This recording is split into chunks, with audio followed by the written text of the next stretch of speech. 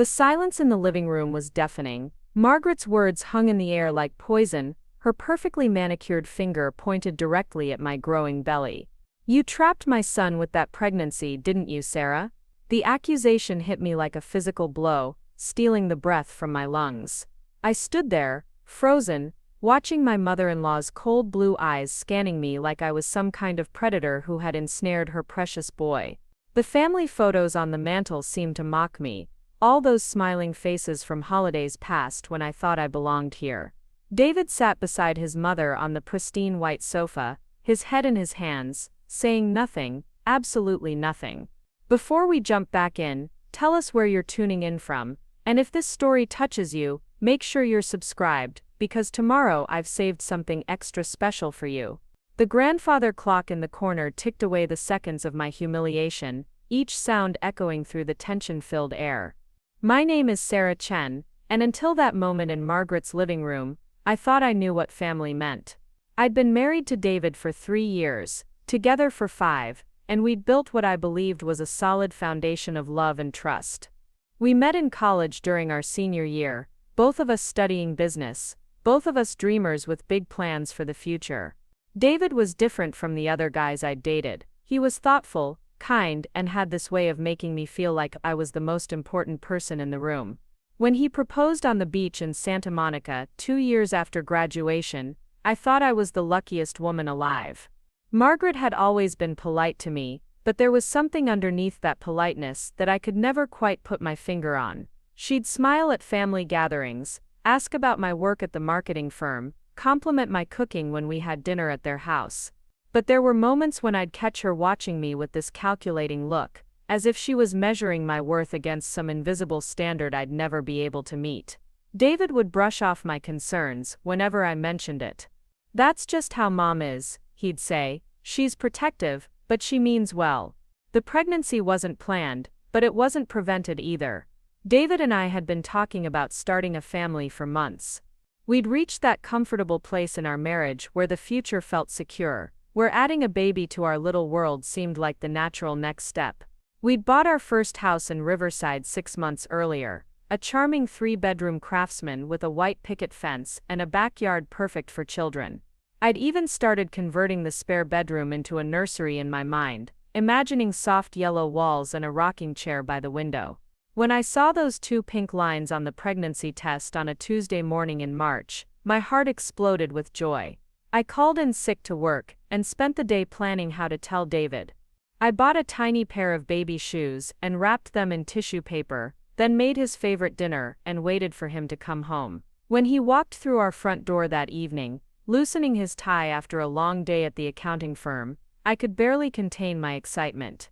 "I have something for you," I said, practically bouncing on my toes as he kicked off his shoes and set down his briefcase. He looked tired, but he smiled at my obvious enthusiasm. We sat on our gray sectional sofa, the one we'd spent weeks picking out together, and I handed him the small wrapped package. I'll never forget the look on his face when he opened it. Pure wonder, followed by the biggest grin I'd ever seen him wear. "Are you serious?" he whispered, holding up the tiny shoes. "We're really having a baby," I nodded, tears streaming down my face, and he pulled me into his arms so tight I could barely breathe. We stayed like that for what felt like hours, talking about names and nursery colors, and whether the baby would have his dark hair or my lighter brown waves. It was perfect. We were perfect. The problem started the next day, when David called his mother to share the news. I was in the kitchen making breakfast when I heard his voice change on the phone. The excitement that had colored his tone just moments before when he said, "Mom, Sarah and I have some amazing news," gradually faded into something more defensive. "No, Mom, it wasn't planned, but we're thrilled," I heard him say. "Then what do you mean by that?" Followed by a long pause. When he hung up, I could tell something had shifted. His shoulders were tense, and he wouldn't quite meet my eyes. "She's happy for us," he said, but his voice lacked conviction. "She just wants to make sure we're financially ready." I wanted to press him for details, but something in his expression warned me off. I told myself it was natural for Margaret to be concerned. After all, I was only 28 and David was 30. We had steady jobs and a mortgage we could handle. but maybe she was worried about the additional expenses a baby would bring. Over the next few weeks, Margaret's reaction became clearer during our regular family dinners. She'd ask pointed questions about our finances, our timeline, whether we'd really thought this through. She'd make comments about how expensive children were, how they changed everything, how some people rushed into parenthood without considering the consequences. David would shift uncomfortably in his chair during these conversations, but he never defended me or told his mother that her comments were inappropriate. I tried to be understanding. Margaret was a widow who had raised David as a single mother after her husband died in a car accident when David was 12. She'd worked 2 jobs to put him through college, sacrificing her own dreams to ensure he had every opportunity. I knew she was proud of him, protective of him, and maybe worried that I would somehow derail the future she'd worked so hard to secure for her son. But her attitude toward my pregnancy felt like more than motherly concern. It felt personal. The worst part was watching David caught in the middle. At home, he was the excited father-to-be, buying pregnancy books and researching cribs online. He'd talk to my belly every night before bed, telling our baby about his day, and making promises about all the adventures they'd have together. But around his mother, he became someone else entirely. He'd go quiet when she made her cutting remarks, nodding along when she talked about the financial burden of children, or how young couples often made impulsive decisions they later regretted. By my second trimester, I was dealing with more than just morning sickness. The stress of Margaret's constant disapproval was eating away at me. I'd lie awake at night, wondering if she was right. Had I trapped David? Was our baby an unwelcome surprise that would ruin his carefully planned life? When I tried to talk to David about his mother's behavior, he'd get defensive. "She's adjusting," he'd say. "This is all new to her. She'll come around once the baby is born."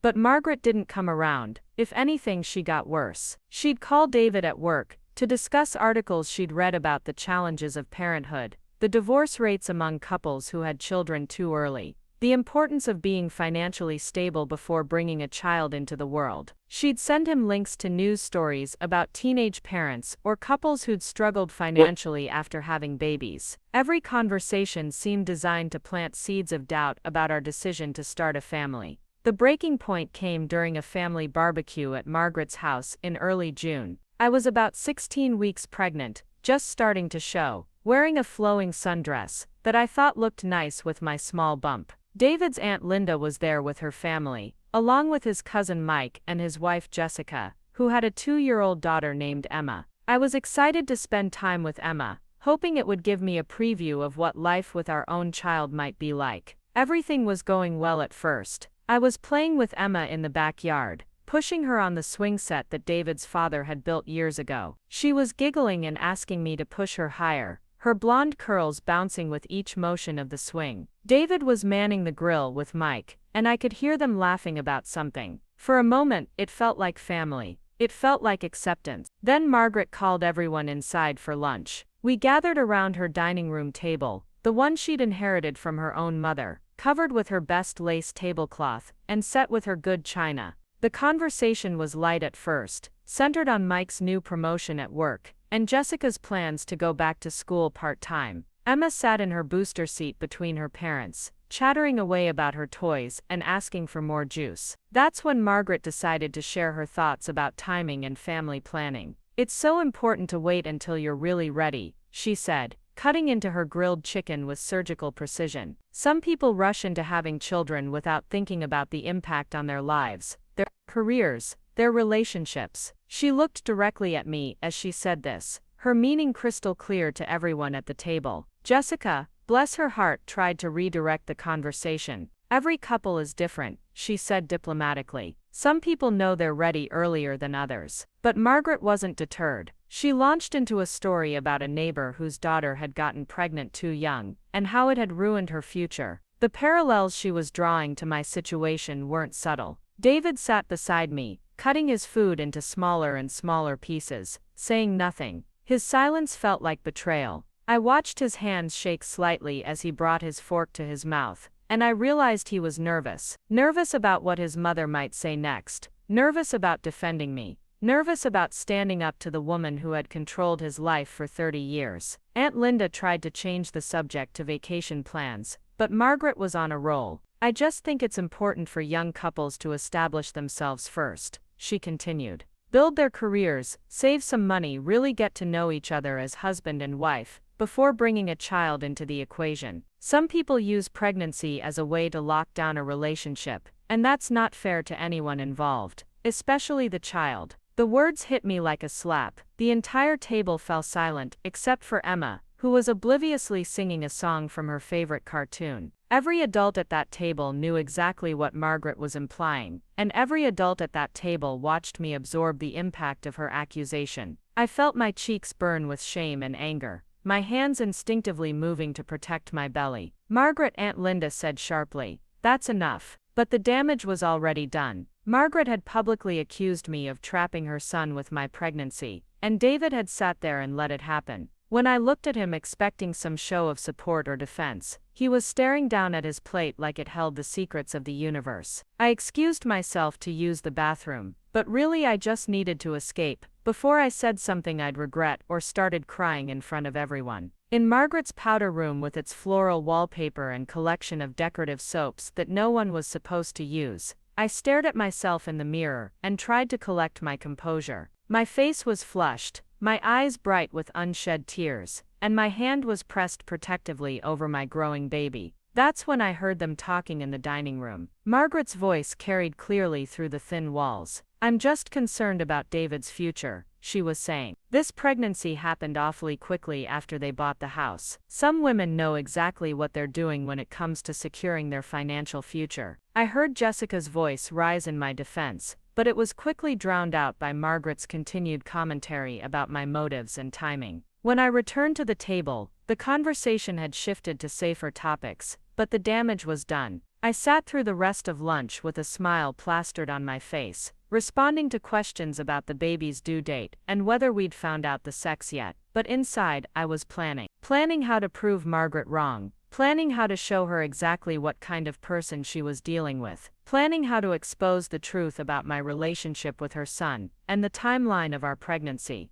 David and I rode home in silence that day. I stared out the passenger window at the familiar streets of our neighborhood, watching other families in their front yards, wondering if they dealt with the same kinds of toxic dynamics we were facing. When we pulled into our driveway, David finally spoke. "I'm sorry about what Mom said. She doesn't mean it the way it sounded." But I was done making excuses for Margaret's behavior, and I was done with David's refusal to stand up to her. "She accused me of trapping you with this pregnancy, David. In front of your entire family. How exactly did she mean it?" He didn't have an answer for that, and his silence told me everything I needed to know about where his loyalties lay. That night, while David was in the shower, I sat in our nursery to be with my laptop, and started going through our relationship timeline. If Margaret wanted to question my motives and timing, I was going to give her more information than she bargained for. I pulled up old photos, text messages, emails, calendar entries, anything that could document the progression of our relationship and the genuine love that had led to our marriage and pregnancy.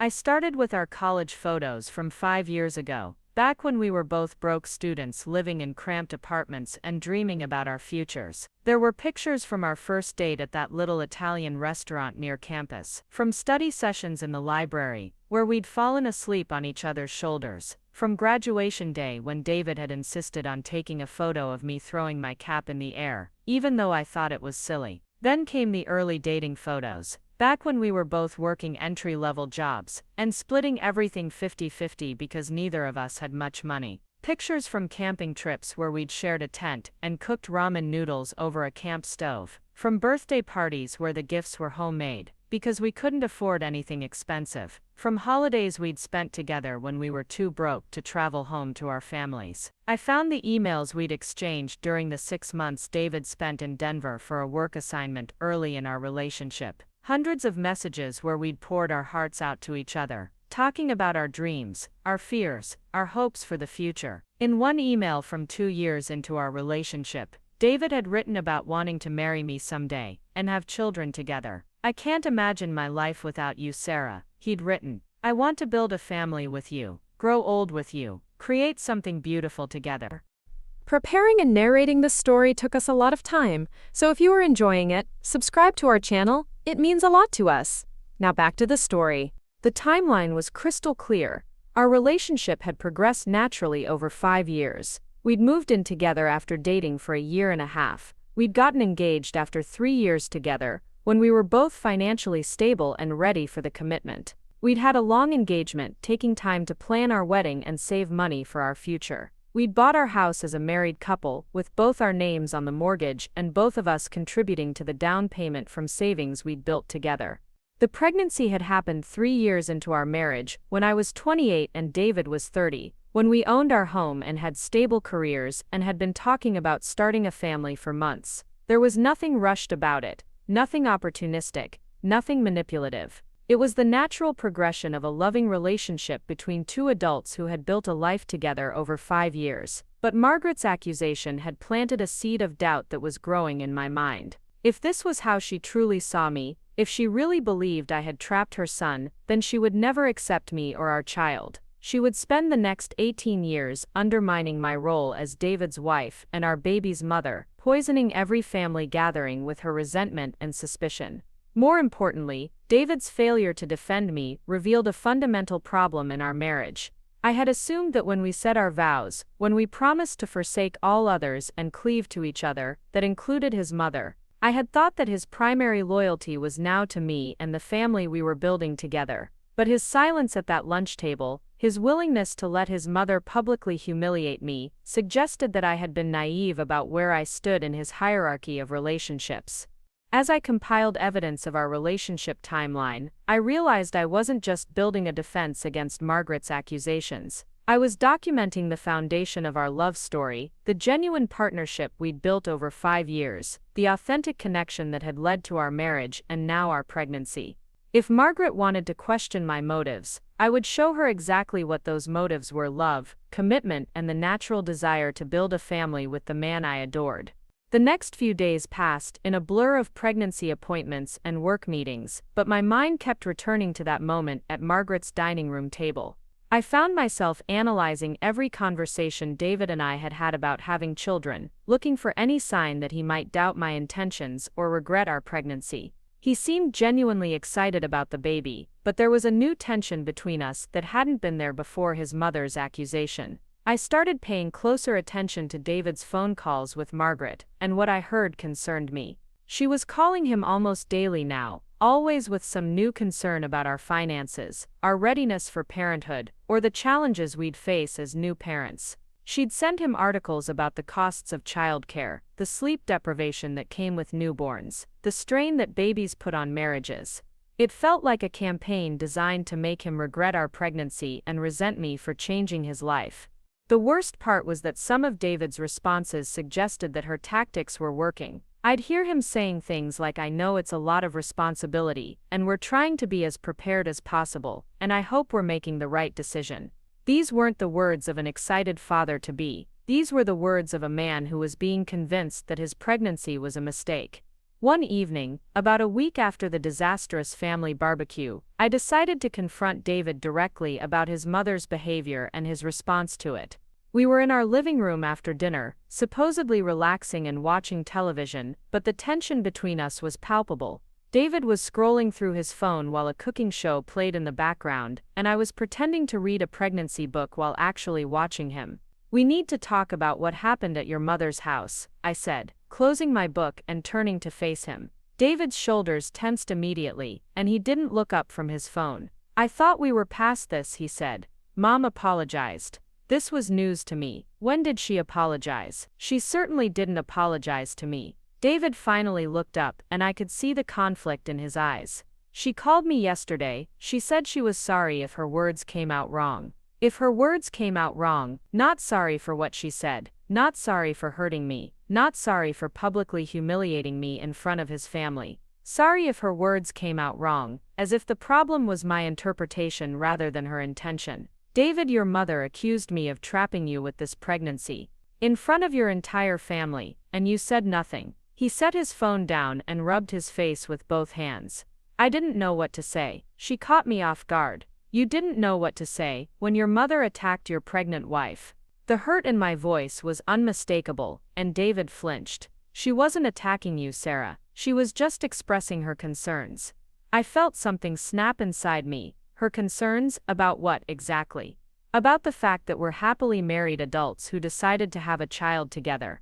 About the fact that we love each other and want to start a family. What exactly is concerning about that? David was quiet for a long moment, and when he spoke his words chilled me to the bone. Maybe she's right that we rushed into this. We just bought the house 6 months ago, and now we're having a baby. Maybe we should have waited a little longer, gotten more established. I stared at my husband, the man who had been talking to my belly every night for months. The man who had spent hours researching car seats and cribs online. The man who had told me just weeks ago that he couldn't wait to meet our baby. "Do you regret this pregnancy, David?" I asked quietly. The question hung in the air between us like a loaded gun. David's answer would determine not just the future of our marriage, but the future of our family. "I don't regret it," he said finally, but his voice lacked conviction. "I just want to make sure we're doing the right thing." The right thing, as if our baby was a business decision rather than the product of our love. That night, I lay in bed listening to David's breathing and planning my response to Margaret's campaign against me and my pregnancy. If she wanted to question my motives and timing, I would give her a complete accounting of my relationship with her son. I would document every step of our journey together, every milestone, every moment that led to this pregnancy.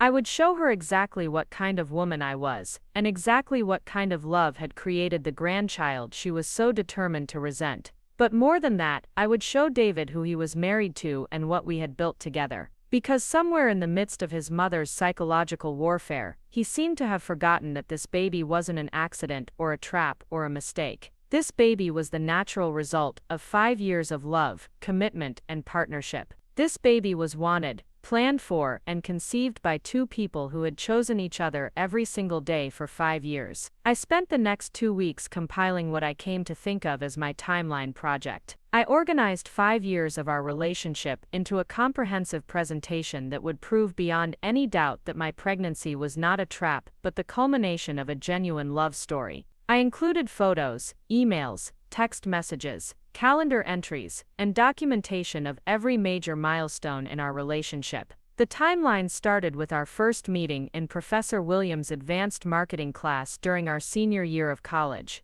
I found a photo from the end-of-semester party where David and I were talking by the punch bowl, both of us young and awkward and trying to impress each other with our knowledge of consumer psychology. I remembered that night so clearly because David had walked me back to my dorm afterward, and we'd talked for hours on the steps outside my building about our dreams and plans for after graduation. I included screenshots of our early text message conversations, back when we were both too nervous to call each other, and would spend hours typing out carefully crafted messages about homework assignments and weekend plans. There was the text where David first asked me out on an official date, complete with multiple drafts that he'd apparently written and deleted before settling on "Would you like to have dinner with me this Friday?" I'd screenshot his message and sent it to my roommate with about 15 heart emojis. The timeline documented our first official date at Romano's Italian restaurant, where David had been so nervous that he'd spilled marinara sauce on his shirt and spent the entire evening apologizing for it.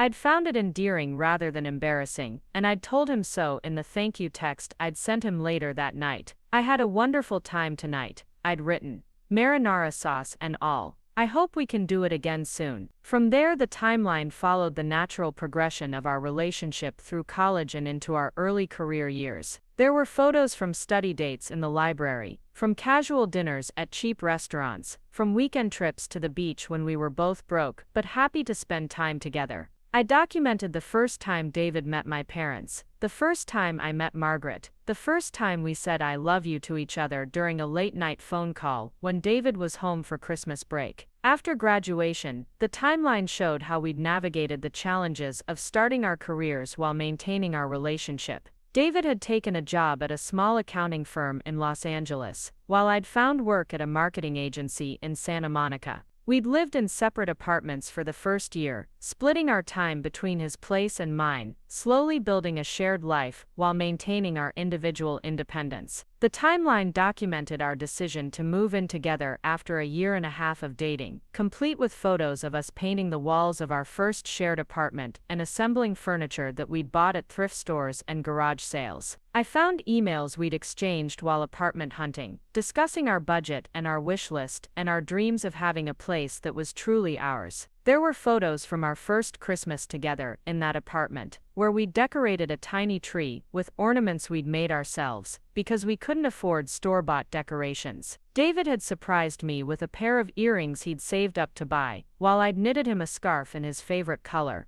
We'd cooked dinner together and fallen asleep on our second-hand couch watching old movies, and I'd never been happier. The timeline showed the growth of our careers and our relationship in tandem. David had gotten promoted and received several raises at his accounting firm, while I'd moved to a better position at a larger marketing company. We'd started saving money together, opening a joint account for shared expenses while maintaining our individual accounts for personal spending. We'd talked about our future goals, buying a house, getting married, starting a family someday. I included documentation of David's work assignment in Denver, which had tested our relationship but ultimately made it stronger. For 6 months we'd maintained our connection through daily phone calls, emails, and weekend visits when we could afford the plane tickets. The emails from that period were particularly telling, filled with expressions of love and longing, and commitment to making our relationship work despite the distance. "I miss you more than I thought it was possible to miss another person," David had written in one email.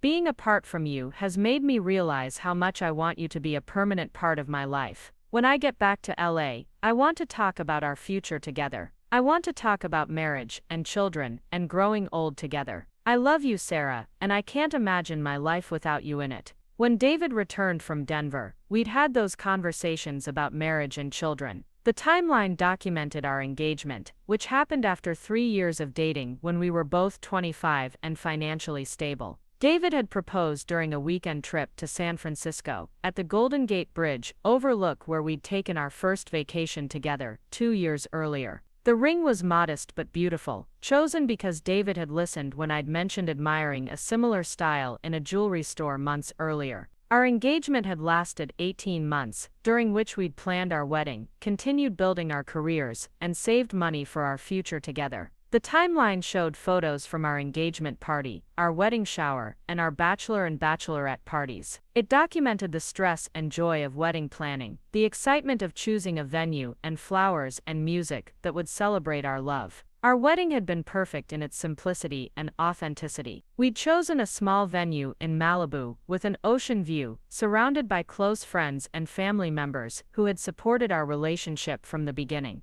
Margaret had given a toast that night that seemed genuine, welcoming me to the family and expressing her happiness that David had found someone who loved him as much as I did. The timeline documented our first year of marriage, showing how we'd continued to grow together as partners and best friends. We'd settled into married life with ease, combining our households and our dreams into something bigger than either of us could have achieved alone. We'd talked regularly about having children, but we'd also talked about wanting to establish ourselves in our careers and buy a house first. The house hunting photos were particularly meaningful to me as I compiled this timeline. David and I had spent months looking at properties, discussing our must-haves and deal-breakers, saving for a down payment, and dreaming about the life we'd build in our first home. When we'd found our house in Riverside, we'd both known immediately that it was perfect for us. It had everything we'd wanted: 3 bedrooms, a nice backyard, good schools nearby, and a price we could afford. The timeline showed us moving into our house, painting rooms and planting flowers, and hosting our first dinner party for friends and family. Margaret had seemed genuinely happy for us that day, complimenting our decorating choices and expressing pride in how well we'd done for ourselves. "I'm so proud of you both," she'd said, looking around our living room with approval. "You've built something really beautiful here." Within months of settling into our house, David and I had started talking more seriously about having children. The timeline included evidence of these conversations: text messages about converting the spare bedroom into a nursery, emails about budgeting for childcare costs, screenshots of baby websites we'd browsed together. There was nothing impulsive or manipulative about these discussions. They were the natural conversations of a married couple who had built a stable life together and were ready to take the next step. The pregnancy itself had been a joyful surprise, but not an unwelcome one. The timeline documented David's genuine excitement when I'd told him the news, his immediate embrace, his tears of happiness. There were photos from our first doctor's appointment, where David had held my hand and stared in wonder at the ultrasound screen. "That's our baby," he'd whispered, his voice full of awe. In the weeks following that first appointment, David had thrown himself into preparing for fatherhood, with the same dedication he brought to everything else in his life. The timeline showed evidence of his research into cribs and car seats, his purchase of pregnancy and parenting books, his creation of a spreadsheet tracking our baby-related expenses and preparations. This was not the behavior of a man who felt trapped by an unwanted pregnancy. As I compiled all of this evidence, I began to see our relationship with new clarity. David and I had built something real and lasting over 5 years. We'd weathered challenges together, supported each other's dreams, and made deliberate choices about our future. Our pregnancy was not a trap or an accident or a mistake. It was the natural culmination of years of love, commitment, and partnership. But Margaret's accusations had introduced a poison into our relationship that was threatening everything we'd built. Her constant questioning of my motives and our timing was creating doubt where none had existed before. Her daily phone calls to David were slowly eroding his confidence in our decisions and his trust in my intentions. If I didn't act soon to counter her narrative, she would succeed in destroying not just my relationship with her, but my marriage to her son. The timeline I was compiling would serve multiple purposes. It would prove to Margaret that her accusations against me were baseless and cruel. It would remind David of the genuine love story we'd lived together over 5 years, and it would document the truth of our relationship for our child, who deserved to know that they were conceived in love by parents who had chosen each other again and again and again. But even as I worked on this project, I knew that the real battle wasn't about proving my innocence to Margaret. The real battle was about whether David would choose to stand up for his wife and child, or continue to prioritize his mother's feelings over our family's well-being. The timeline would give him the ammunition he needed to defend our relationship, but it couldn't give him the courage to use it. 3 weeks after Margaret's dining room ambush, I had my evidence ready. Every photo printed and organized chronologically, every email screenshot labeled with dates, every text message conversation compiled into a comprehensive dossier that told the real story of David's and my relationship. The manila folder sitting on my kitchen counter was 3 inches thick, containing 5 years of documented love, commitment, and genuine partnership. This wasn't just ammunition against Margaret's accusations. This was proof of who we really were as a couple. David walked into the kitchen that Saturday morning, to find me sitting at our breakfast table with the folder open in front of me, methodically reviewing each piece of evidence one final time. He poured himself coffee from the pot I'd made earlier, glancing nervously at the spread of photographs and documents covering our entire table surface. "What's all this, Sarah?" he asked, though his tone suggested he already suspected what he was looking at. "This is our relationship timeline," I said, not looking up from the photo I was examining. It was from our 2nd anniversary dinner, both of us dressed up and smiling at the camera David had asked our waiter to take. We looked so young and happy, so confident in our future together. I've documented every significant moment from the day we met until the day I told you I was pregnant. Every milestone, every conversation about our future, every piece of evidence that proves what kind of relationship we actually have. David set his coffee mug down harder than necessary, the ceramic making a sharp sound against our granite countertop. "Why would you do something like this?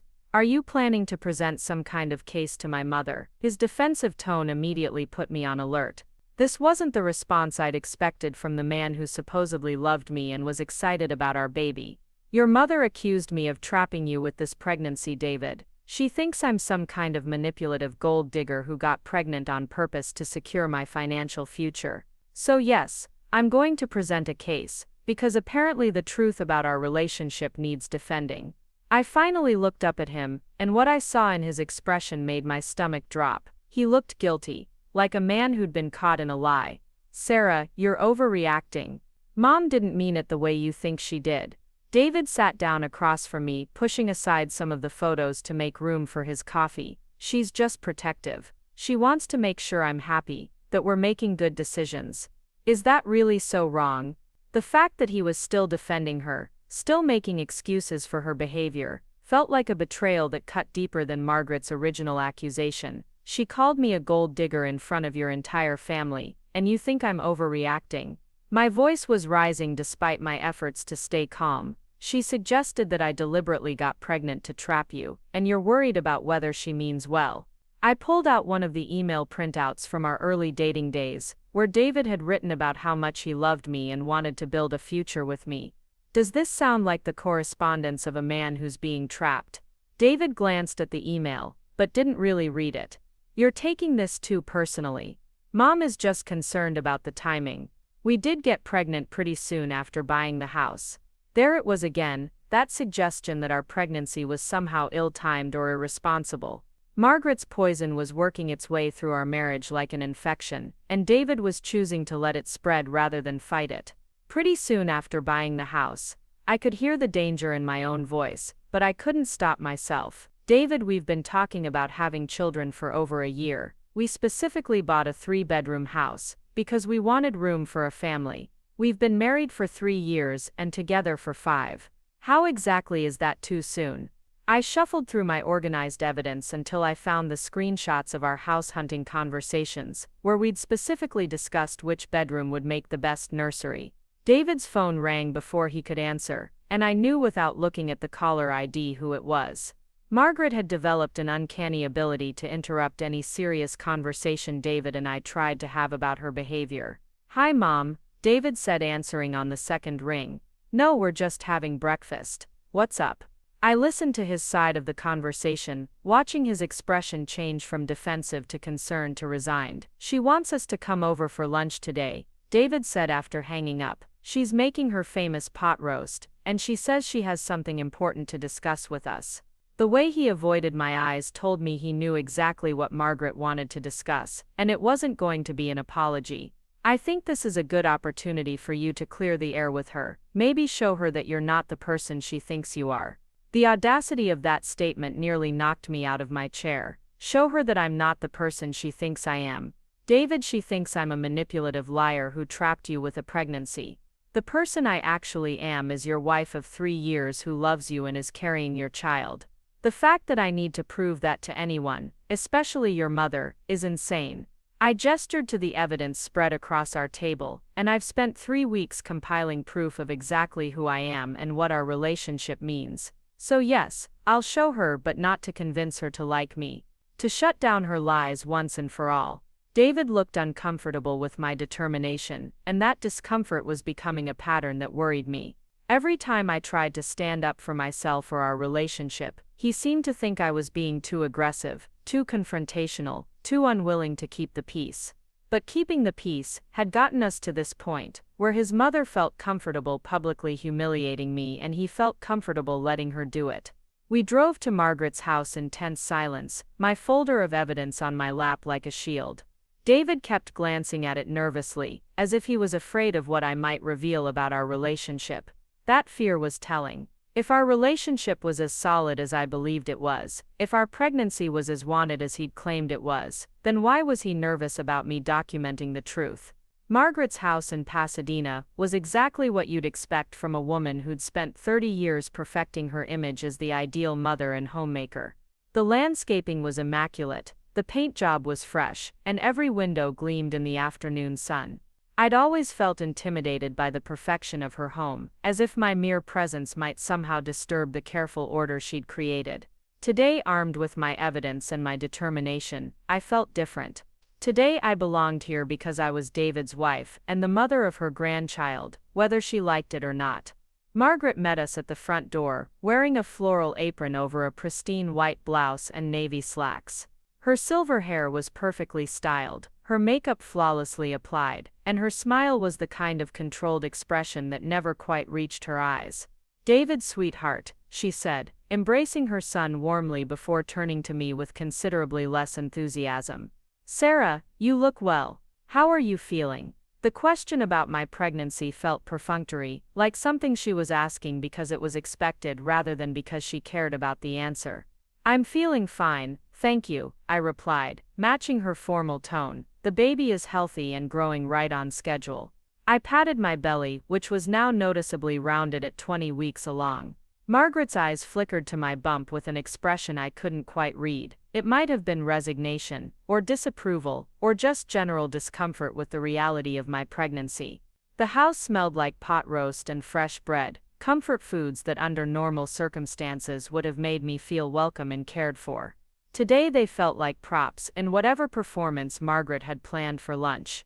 She led us into her formal dining room, where the table was set with her best china and crystal glasses. Fresh flowers from her garden served as a centerpiece, and everything was arranged with the kind of precision that suggested this meal was more important than she was letting on.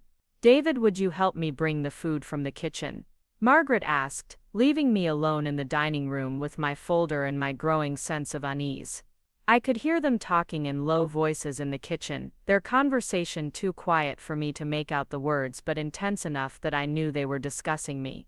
When they returned with platters of food, David looked even more nervous than before, and Margaret's smile had taken on a predatory quality that made my skin crawl. We made small talk during the first part of lunch, discussing David's work and the weather and Margaret's garden.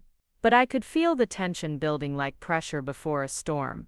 Margaret kept glancing at my folder, which I'd placed on the floor beside my chair, and David kept shifting in his seat like he wanted to be anywhere else. Finally, as Margaret served dessert, she decided to address the elephant in the room. "Sarah, I owe you an apology," she began, her voice taking on a tone of practiced sincerity. "I think my concerns about your pregnancy may have come across more harshly than I intended. I want you to know that I'm happy about the baby, and I'm sorry if my words suggested otherwise."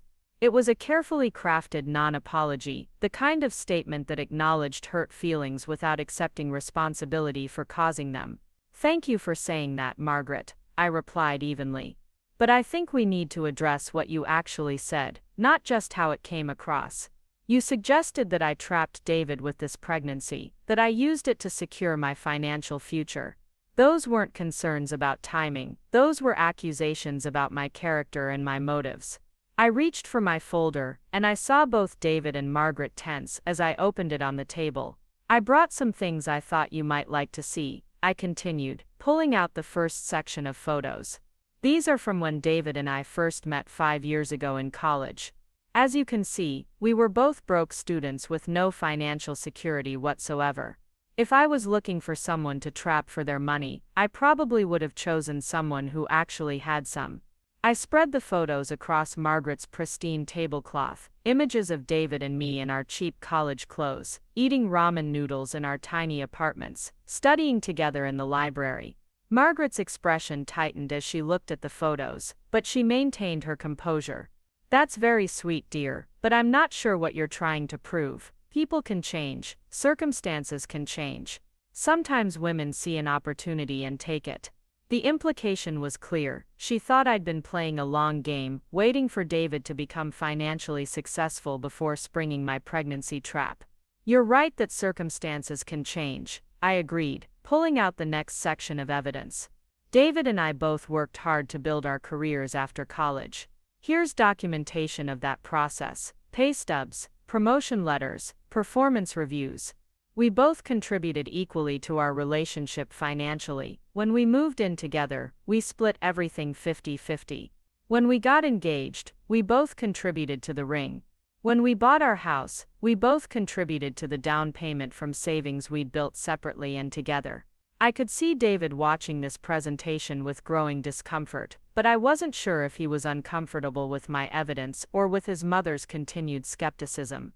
Margaret examined each document with the precision of an auditor, looking for any flaw in my argument. "This is all very thorough, Sarah," she said finally. "But it doesn't change the fact that you got pregnant very quickly after buying the house. The timing is suspicious, regardless of your history." "Suspicious to whom?" I asked, pulling out the most damaging evidence I had. Screenshots of David's own words about wanting children. Here are text messages between David and me from over a year ago, where we discussed converting our spare bedroom into a nursery. Here are emails where David wrote about how excited he was to start a family with me. Here's a screenshot of his browser history showing baby websites he was visiting months before I got pregnant. Were these part of my elaborate trap, Margaret? Did I somehow force your son to research cribs and car seats? David's face went pale as I laid out evidence of his own enthusiasm for having children. These weren't just my memories or my interpretation of events. These were his own words, documented in digital formats that couldn't be denied or dismissed. Sarah, he said quietly, you don't need to do this. Mom understands that we're happy about the baby. Do I? Margaret asked, her mask of politeness finally slipping. Because from where I'm sitting, this looks like a very elaborate presentation designed to justify what happened. You can show me all the evidence you want, dear, but the fact remains that you got pregnant at a very convenient time. Right after you bought an expensive house, right when you needed to ensure your financial security. The timing speaks for itself. I felt something snap inside me. 3 weeks of careful preparation, 3 weeks of documenting our love story, 3 weeks of trying to prove my worth to this woman, and she was still determined to see me as a gold digger. The timing speaks for itself. I repeated, my voice rising. Margaret, your son and I have been together for 5 years. We've been married for 3. We bought our house as a couple, with both our names on the mortgage. We both have good jobs and stable incomes. We've been talking about having children for over a year. At what point in this timeline would our pregnancy not have been suspicious to you? Margaret's eyes flashed with anger, and for the first time since I'd known her, she dropped her facade of polite concern entirely. At the point where you'd been married long enough to prove you weren't just after his money. At the point where you'd established yourself independently instead of rushing into domesticity. At the point where my son had achieved the success he deserves without being burdened by an unplanned pregnancy and a wife who sees him as a meal ticket. The silence that followed her outburst was deafening. Even Margaret seemed shocked by her own honesty, her hand flying to her mouth as if she could take back the words she'd just spoken. But the damage was done. She'd revealed exactly what she thought of me and our marriage, and there was no pretending anymore that her concerns were about timing or financial readiness. An unplanned pregnancy, I said, my voice deadly quiet. Margaret, I have text messages from your son talking about how much he wanted to be a father. I have emails where he wrote about looking forward to raising children with me. I have documentation of him researching baby equipment months before I got pregnant. What part of that suggests this pregnancy was unplanned? I pulled out the most damning evidence of all. A screenshot of a conversation where David had told me he'd stopped using protection because he was ready to try for a baby. David's face went white as he saw his own words displayed for his mother to read. Sarah, please, he said, reaching for the paper. But I held it away from him, keeping it visible on the table where Margaret could see the truth about her son's enthusiasm for our pregnancy. This is from 3 months before I actually got pregnant, David. 3 months of you telling me how ready you were to be a father. How excited you were about the possibility of having a baby with me. Was I forcing you to say these things? Margaret read the screenshot with growing horror, finally seeing concrete proof that her son had been an active and willing participant in our pregnancy. David, she said, her voice barely above a whisper, is this true? Did you really tell Sarah you wanted to try for a baby? The betrayal in her voice was unmistakable. She'd built her entire narrative around the idea that I had trapped her innocent son, and now she was discovering that he'd been a willing participant in his own supposed entrapment. David looked like he wanted to disappear into the floor. Caught between his mother's expectations and the evidence of his own desires, he seemed unable to form a coherent response. We talked about it, yes, but not seriously. I mean, we weren't really trying. It was a lie, and we all knew it. The evidence spread across the table told a very different story than the one he was trying to construct for his mother's benefit. Not seriously. I pulled out another piece of evidence, a calendar printout showing the dates we'd discussed my ovulation cycle. David, you helped me track my fertile days. You knew exactly when I was most likely to get pregnant, and those were the days you were most insistent about not using protection. How is that not serious? I felt sick as I realized what I was having to do, prove to my husband's mother that her son had actually wanted the baby he was now pretending had been an accident. Margaret stared at her son with a mixture of disappointment and betrayal that was painful to watch. David Alexander Morrison, she said, using his full name like he was still a child being scolded for breaking something valuable. Did you lie to me about this pregnancy? Did you tell me it was an accident when you were actually trying to have a baby? The hurt in her voice was real, and for a moment I almost felt sorry for her. She'd built her identity around being the protective mother of a son who needed her guidance, and now she was discovering that he'd been making major life decisions without consulting her. Mom, it's complicated, David started, but Margaret cut him off with a sharp gesture. No, it's not complicated. Either you wanted this baby or you didn't. Either this pregnancy was planned or it wasn't. Either you were honest with me about your marriage or you've been lying to protect your wife's reputation. She turned to look at me with something that might have been grudging respect. And either Sarah trapped you, or she's telling the truth about your relationship. The admission hung in the air between us like a flag of surrender. Margaret had finally been forced to confront the possibility that her narrative about me was wrong, that her son was capable of making decisions she didn't approve of, that their relationship wasn't as central to his life as she'd believed. But instead of feeling victorious, I felt exhausted. This shouldn't have been necessary. I shouldn't have had to prove that my marriage was real and my pregnancy was wanted. I need some air, David said suddenly, pushing back from the table and walking out onto Margaret's back patio. Through the window, I could see him pacing back and forth across her perfect lawn, his phone pressed to his ear.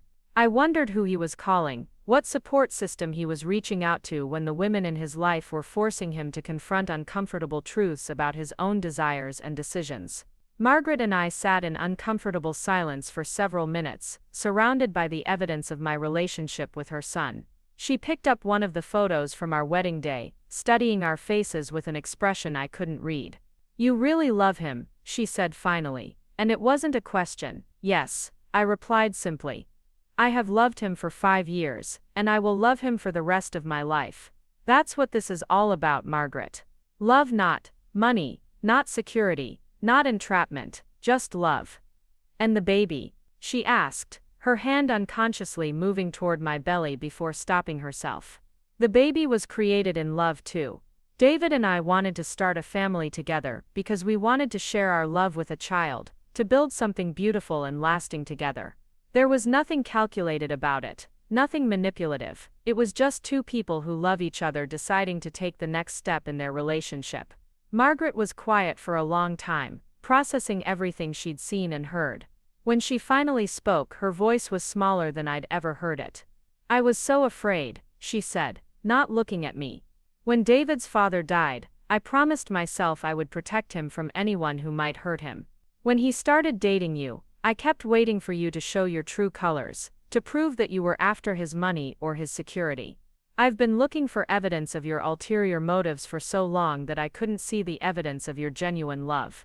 It was the closest thing to an apology I was likely to get from Margaret, and part of me wanted to accept it gracefully and move forward. But another part of me, the part that had been wounded by months of suspicion and accusations, wasn't ready to let her off the hook so easily. Margaret, I understand that you wanted to protect David, but you weren't protecting him from me. You were protecting him from his own choices, his own happiness, his own right to build a life with the person he loves. That's not protection, that's control. Margaret flinched at my words, but she didn't deny them. You're right, she said quietly. I've been trying to control his life because I was afraid of losing him. But I realize now that my fear was pushing him away from me and hurting both of you in the process. I don't know how to fix this, Sarah. I don't know how to be the mother-in-law you deserve or the grandmother this baby deserves. David chose that moment to return from his phone call, his face grim and his shoulders set in a way that suggested he'd made some kind of decision. We need to talk, he said, looking at both Margaret and me. All of us together about what happens next. He sat back down at the table, pushing aside some of the evidence I'd presented to make room for his elbows. I just talked to my therapist, and she helped me realize some things about this situation that I need to share with both of you. The fact that David was in therapy was news to me, and I felt a stab of hurt that he hadn't shared this information with his pregnant wife. How many other secrets was he keeping? How many other ways was he dealing with our relationship problems without including me in the conversation? "You're in therapy?" I asked, trying to keep the accusation out of my voice. "Since when?" "Since the night you confronted me about Mom's behavior," David admitted, not meeting my eyes. I realized that I was caught between the two most important women in my life, and I didn't know how to handle it. I needed help figuring out how to be a good husband and a good son at the same time. It was a reasonable explanation, but it stung that he'd sought outside help rather than working through our problems together. "What did your therapist tell you?" Margaret asked, and I could hear the defensiveness creeping back into her voice. She was probably afraid that a mental health professional had told her son that his mother was toxic and manipulative, which wouldn't have been entirely wrong. "She told me that I need to establish boundaries with both of you," David said, "and that I need to stop trying to keep everyone happy at the expense of my own integrity." David took a deep breath and looked directly at his mother. "Mom, I love you, and I appreciate everything you've sacrificed for me over the years. But Sarah is my wife, and this baby is my child, and they are my primary family now. I need you to accept that and treat them with the respect they deserve. I can't have you questioning Sarah's motives or suggesting that our pregnancy was some kind of trap. It wasn't. I wanted this baby, I wanted this marriage, and I want this life we're building together." Margaret's eyes filled with tears as she heard her son set boundaries she'd never had to respect before. "David, I never meant to hurt you or Sarah, I was just trying to look out for your best interests." David nodded, acknowledging her good intentions while maintaining his position. "I know you meant well, Mom, but my best interests are served by having a wife who feels supported and respected by my family, and a marriage that's free from outside interference. Sarah has proven over and over again that she loves me and that our relationship is genuine. It's time for you to accept that proof." Then David turned to me, and his expression was serious but loving. "Sarah, I owe you an apology for not standing up for you sooner. I should have defended you from the beginning, and I should have shut down Mom's accusations immediately. I let my fear of confrontation hurt both you and our marriage, and I'm sorry for that. I promise you that from now on you and our baby will come first, always."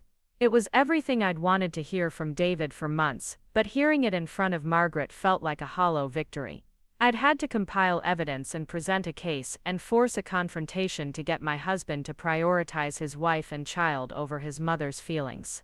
That shouldn't have been necessary, and the fact that it was revealed some fundamental problems in our relationship that wouldn't be solved by one conversation. But it was a start. Margaret wiped her eyes and reached across the table to touch my hand gently. "Sarah, I'm sorry for the pain I've caused you. You're carrying my grandchild, and you deserve to be treated with love and respect. I hope you can forgive me and give me a chance to be the mother-in-law and grandmother you both deserve." Her apology felt more genuine than her earlier attempts, perhaps because it was motivated by the fear of losing her son, rather than the desire to maintain appearances. "I accept your apology, Margaret," I said carefully. "But I need you to understand that trust takes time to rebuild.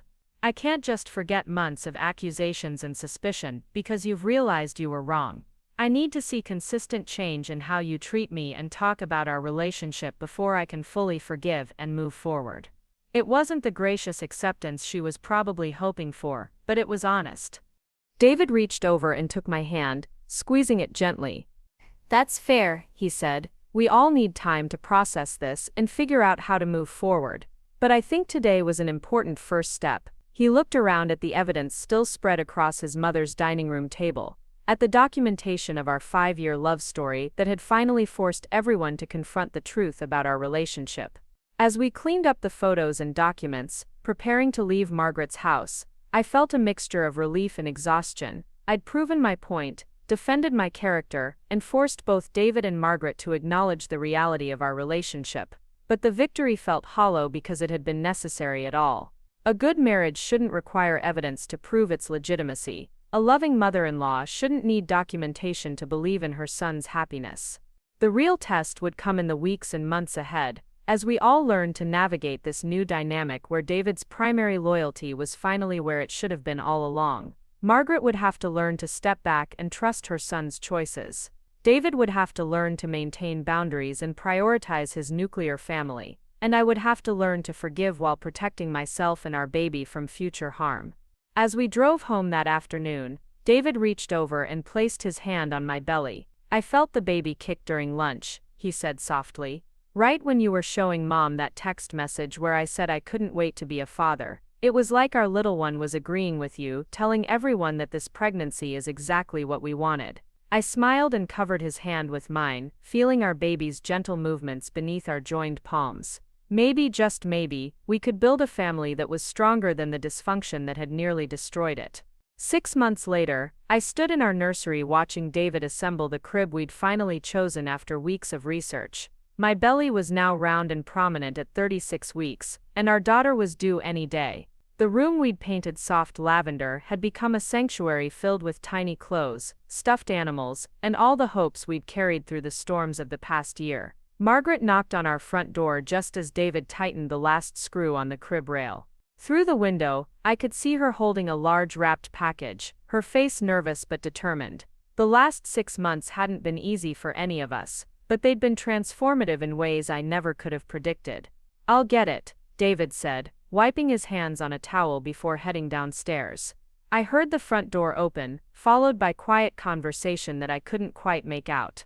When David returned with Margaret trailing behind him, she looked smaller somehow, less formidable than the woman who'd accused me of trapping her son. "Sarah, you look radiant," Margaret said, and for the first time since I'd known her, the compliment felt genuine. "How are you feeling?" She set her package down carefully on the rocking chair David and I had picked out together, her movements cautious, as if she was afraid of overstepping boundaries that were still being negotiated. "I'm feeling ready," I replied honestly. "Ready to meet her, ready to start this next chapter of our lives." I placed my hand on my belly, where our daughter was currently practicing what felt like soccer kicks against my ribs. Margaret's eyes followed the movement with an expression of wonder that she'd never allowed herself to show before. "I brought something for the baby," Margaret said, gesturing toward her package. "I hope it's appropriate. I wasn't sure what you might need." The uncertainty in her voice was a stark contrast to the confident woman who'd once questioned every aspect of my relationship with her son. These months had humbled all of us in different ways. David encouraged his mother to unwrap the gift while I settled into the rocking chair, my growing size making every movement deliberate. Inside the elegant wrapping was a hand-quilted baby blanket in soft yellows and greens, with intricate stitching that must have taken months to complete. "I made it myself," Margaret said quietly. "I started working on it right after our lunch conversation. I wanted to create something special for my granddaughter." The blanket was beautiful, clearly a labor of love that represented hours of careful work and thoughtful planning. As I ran my fingers over the delicate stitches, I realized this was Margaret's way of apologizing, of showing that she'd accepted our pregnancy and was trying to build a relationship with the grandchild she'd initially resented. "It's gorgeous, Margaret," I said, meaning every word. "Thank you for putting so much love into this. She's going to treasure it." Margaret's eyes filled with tears at my acceptance of her gift, and I saw David watching both of us with relief. He'd been walking a careful line for months, supporting me while trying to rebuild his relationship with his mother. The changes in our family dynamics hadn't happened overnight. After our confrontation at Margaret's house, there had been weeks of awkward phone calls and stilted conversations as we all learned to navigate this new territory. Margaret had kept her promise to respect our marriage, but it was clear that stepping back from her son's life was one of the hardest things she'd ever done. David had continued with therapy, both individually and eventually with me as his wife. Those sessions had revealed layers of dysfunction in his relationship with his mother that went back decades, patterns of guilt and obligation that had shaped his inability to set boundaries. Learning to prioritize our marriage over his mother's feelings had been a process that required constant attention and reinforcement. For my part, I'd had to learn the difference between forgiveness and trust. I could forgive Margaret for her accusations and her attempts to undermine our relationship, but rebuilding trust required her to demonstrate real change over time. Some days were better than others, but we were making progress. "How are the birthing classes going?" Margaret asked, settling into the window seat that David had built specifically for the nursery. It was a tentative question, the kind of inquiry she'd learned to make without pushing for information we weren't ready to share. "They're going well," David answered. Before I could respond, Sarah's been amazing through all of this. I can't believe how strong she is. The pride in his voice, when he talked about me, was something that had grown stronger over the past months. Therapy had helped him understand that supporting his wife didn't mean abandoning his mother, and that setting boundaries was actually healthy for all of his relationships. He'd learned to speak up when Margaret made comments that crossed lines, and he'd learned to prioritize my comfort and emotional well-being. I'd love to help after the baby comes, Margaret said carefully, but I understand if you need time to adjust as a family first. I don't want to intrude. It was exactly the kind of statement she would never have made 6 months ago, acknowledging our autonomy while expressing her desire to be involved in appropriate ways. David and I exchanged glances, having already discussed this possibility during one of our evening walks around the neighborhood. We'd appreciate your help, I said. Maybe you could come over a few afternoons a week once we're settled at home. I think I'm going to need all the support I can get. Margaret's face lit up with genuine joy at my invitation, and I realized how much she'd missed being needed by her son. The afternoon passed peacefully, as we finished setting up the nursery together. Margaret helped me organize tiny outfits by size, while David installed the car seat and checked safety features he'd researched obsessively. For the first time in months, we felt like a family working toward a common goal rather than adversaries protecting competing interests. As the sun began to set, Margaret prepared to leave, gathering her purse and jacket, while admiring the completed nursery one more time. "Thank you for letting me be part of this," she said to both of us. "I know I have a lot to make up for, and I'm grateful for the chance to try." She hugged David goodbye, then surprised me by asking if she could hug me too. The embrace was tentative but warm, and I could smell the familiar scent of her perfume that had once made me feel like an outsider but now just smelled like family. "Call us when labor starts," Margaret said as David walked her to her car. "I want to be at the hospital, even if I just sit in the waiting room." It was a reasonable request that acknowledged both her desire to be present and her understanding of boundaries. "Of course, Mom," David replied. "You'll be one of the first people we call." After Margaret left, David and I sat together in the nursery as darkness fell outside our windows. The room looked magical in the soft light of the lamp we'd chosen, ready to welcome the daughter who would arrive any day. "Are you nervous?" David asked, his hand resting on my belly where our baby was settling down for the night. "About the birth, a little," I admitted, "but more excited than nervous. I keep thinking about how different everything is now compared to 6 months ago. I feel like we're actually ready to be parents together, ready to put our family first." David nodded, understanding exactly what I meant. The crisis with his mother had forced us to define what our family meant and what we were willing to fight for. "I'm proud of how you handled everything with Mom," David said. "You could have written her off completely after what she said, but you gave her a chance to change. That says a lot about who you are as a person." His words meant more to me than he probably realized. I'd spent so many months feeling like I had to prove my worth to his family that hearing him acknowledge my character felt like a gift. "I'm proud of how you learned to stand up for us," I replied. "I know it wasn't easy to set boundaries with your mother, but our marriage is stronger because you did." We sat in comfortable silence for a while, both of us processing how far we'd come and anticipating the challenges and joys that lay ahead. 3 days later, our daughter Emma Rose made her dramatic entrance into the world after 14 hours of labor. David was by my side through every contraction, holding my hand and reminding me to breathe when the pain felt overwhelming. When Emma finally arrived, red-faced and screaming with indignation at being forced from her cozy home, David cried harder than I'd ever seen him cry. Margaret arrived at the hospital within an hour of our call, carrying flowers and wearing an expression of barely contained excitement. When David emerged from our room to invite her in for her first meeting with her granddaughter, she approached with the kind of reverence usually reserved for sacred spaces. "She's perfect," Margaret whispered, studying Emma's tiny features with wonder. "She has your nose, Sarah, and David's chin. Look at those little fingers." Emma was sleeping peacefully in my arms, exhausted from her journey into the world, completely unaware that her arrival was healing relationships that had been fractured by fear and misunderstanding. "Would you like to hold her?" I asked, and Margaret's eyes widened with surprise and gratitude. As I carefully transferred Emma into her grandmother's arms, I watched Margaret's face transform with love.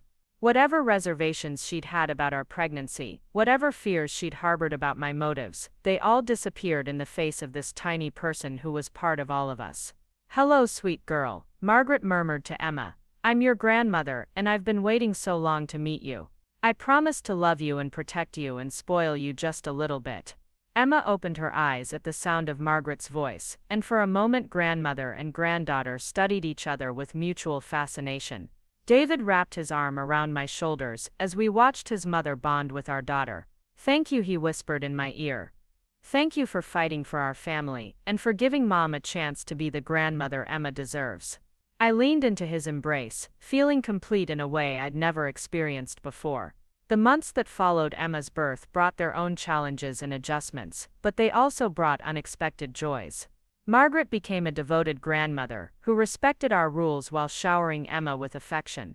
She babysat when David and I needed date nights, brought meals when we were too exhausted to cook, and celebrated every milestone with the enthusiasm of someone making up for lost time. David and I grew stronger as parents and as partners, learning to navigate the sleepless nights and endless diapers while maintaining the connection that had brought us together in the first place. Our love story, which had been tested by outside interference and family dysfunction, emerged more resilient than before. Sometimes, when I'm rocking Emma to sleep in the chair Margaret helped me pick out, wrapped in the blanket she made with her own hands, I think about the woman who accused me of trapping her son with my pregnancy. That woman is gone, replaced by someone who has learned that love isn't about control or protection from imagined threats. It's about trust, respect, and the courage to let the people you care about make their own choices. Emma is now 6 months old, and she lights up every room she enters with her smile and laughter. She adores her grandmother, who reads to her and sings lullabies in the same voice that once questioned my motives. She's the bridge that connected our broken family pieces into something stronger and more beautiful than what we had before. The timeline I compiled to prove my love for David sits in a box in our closet now, no longer needed as evidence but preserved as a record of our journey together. Sometimes I flip through those photos and documents, remembering the young couple who fell in love in college and grew into the parents we are today. Our story wasn't perfect, but it was real, and that reality was worth fighting for. Margaret still worries about David, because that's what mothers do, but now her worry comes from love rather than fear, support rather than control. She asks how we're doing instead of telling us what we should do. She offers help instead of judgment. She's become the mother-in-law I always hoped she could be, and the grandmother Emma deserves. Family isn't just about blood relations or perfect harmony. It's about choosing to love each other through disagreements and misunderstandings, about fighting for connection even when it's hard, about building trust through consistent actions over time. We learned that the hard way, but the lesson was worth learning. Now when people ask me about dealing with difficult in-laws or protecting your marriage from outside interference, I tell them this: document your truth, stand up for your relationship, and never stop fighting for the love you've built together. Sometimes the people who hurt you the most are capable of the greatest change, but only if you're brave enough to demand the respect you deserve. Up next, you've got 2 more standout stories right on your screen. If this one hit the mark, you won't want to pass these up, just click and check them out.